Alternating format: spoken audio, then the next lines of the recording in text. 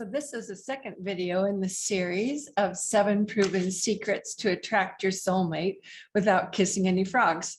The first one was opening to the possibility of soulmate love, of attracting your love. And this one, setting an intention. So there are 3 steps that we'll take before we get to the action step at the end for you to actually write down your intention. The first one is defining intention. We all know what it is, but being really clear on that is important. The next is getting clear on what we want. So to intend something, we want to make sure that we are very clear on what it is that we exactly want. And then we write it down as an intention, and this needs to include visualizing it and feeling the emotion of it as we visualize it. So we'll talk about those steps. Words are so powerful, and we know that what our minds hear us say, what we hear others say to us, and what we say to ourselves, our self-talk is so powerful. The word intention, one of the definitions is an aim that guides action. And I love that. An intention is also defined as an objective, but to me that aim word is really important because it gives us the idea of a target, and we're aiming right at the center of the target. We're really clear on where we're going and what we're going to end up with, this success that we're going to have when we get to our target. And it also says an aim that guides action. Without action, an intention is really probably just a want. So action's involved in it. And I love that it's called setting an intention. I'm from the Jell-O generation. I grew up with a lot of Jell-O at potluck dinners and things. And when you first make Jell-O, you pour some of the little powder into the water and it's just liquid. But once it gets cool and sets, then you can mold it. So setting an intention, we want to make sure we've got the mold that we want for it before we set it in place and move forward with it. An intention is at the heart of creating or making anything. So what's the difference, we wonder, between intention and just wanting something? There is a difference, right? Feels like there's a difference. Wanting feels like maybe we're just sitting back wanting. I want maybe a burger for dinner or a big salad for dinner. But I have an intention to have a Caesar salad for dinner. That's more powerful. It's got strength behind it. It leads us into action. The intention is the cause of the outcome. There's a Carlos Castaneda quote that says, everything that is made was an intent.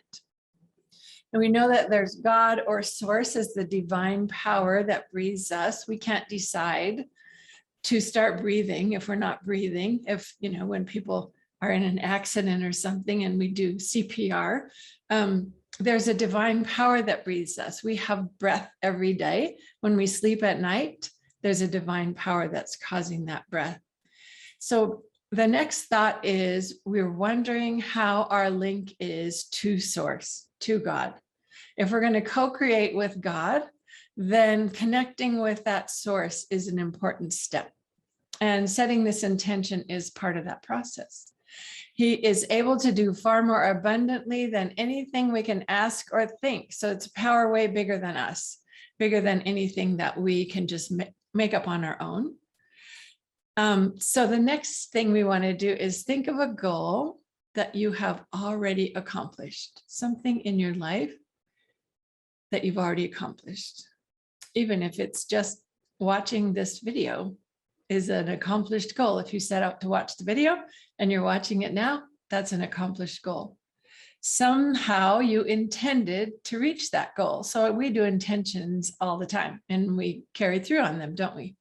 But before we set any intention, it's so important to be clear about what we want. So this next step in this process is ask yourself, what would it be like to have this? What would it be like to have this? And you can stop this video now for a moment and write down, what will it be like to have this wonderful relationship that I want with my soulmate love?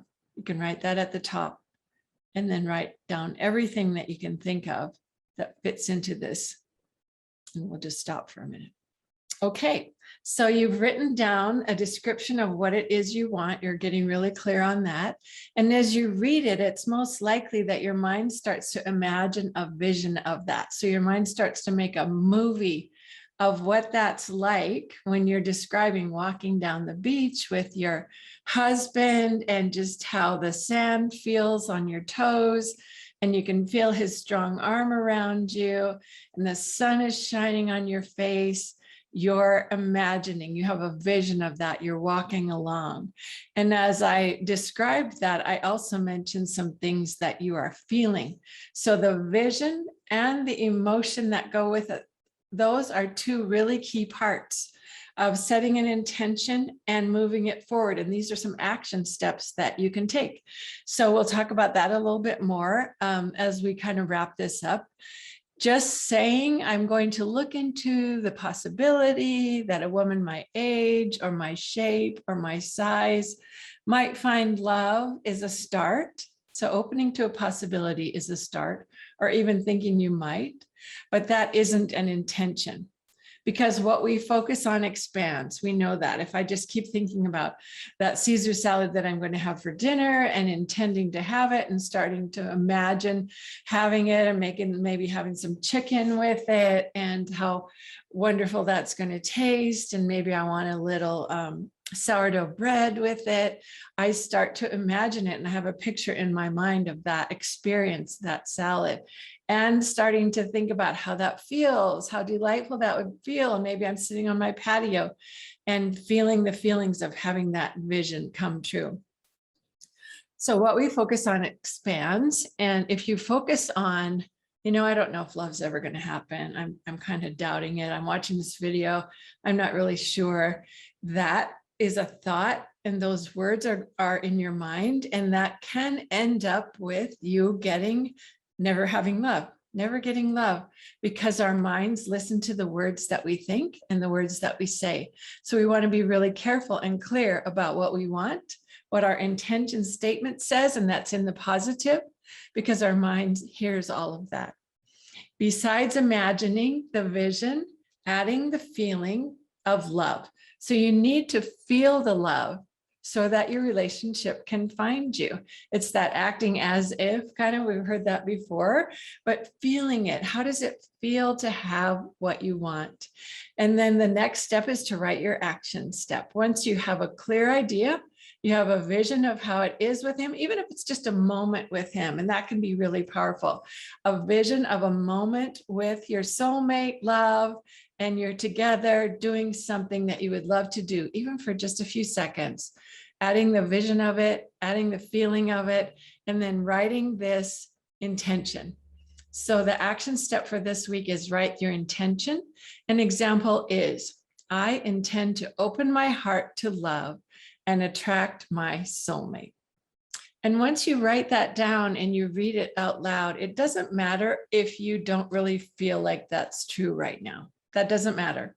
In fact, it's likely that it probably doesn't feel totally true right now. Write it down and then say it out loud to yourself at least 3 times a day for the next week or even 2 weeks. And once again, you can put it on an index card and put it on your mirror and read it to yourself, which makes it even more powerful. So we have talked about opening ourselves to the possibility of love, and now setting an intention to meet the love of your life and have this love relationship that is with the man of your dreams. I am looking forward to hearing from you. If you like, the last slide will show you my email address and my website address, and I'd love to hear from you, or just comment in the comments below this video. And the next video will be step number 3, secret number 3, and this will relate to noticing all the love that you already have in your life. Have a wonderful time with this, and I look forward to talking to you soon.